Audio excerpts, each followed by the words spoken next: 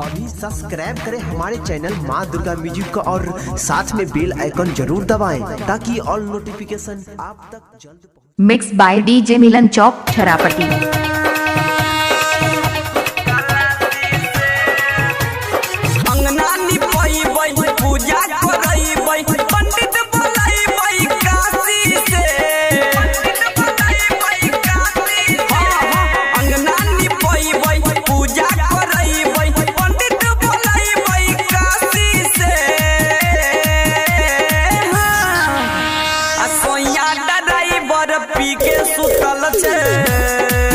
लाले चुनरी मंगोई भाई खलासी से सोइया डराई बर्फी के सुतल छे लाले चुनरी मंगोई भाई खलासी से।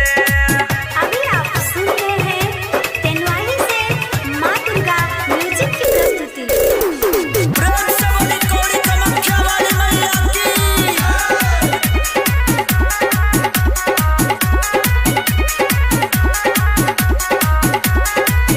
डीजे मनीष राजपूत मिलन चौक छरापती।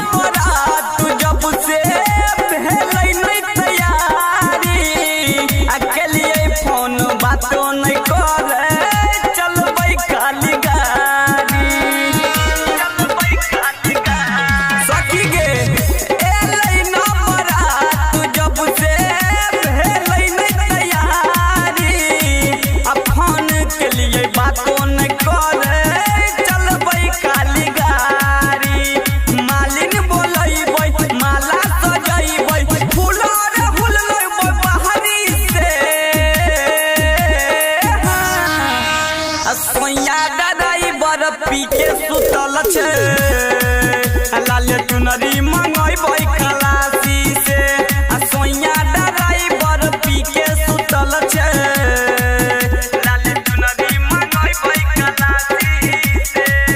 अभी आप सुन रहे हैं तेनवाली से माँ दुर्गा म्यूजिक की प्रस्तुति।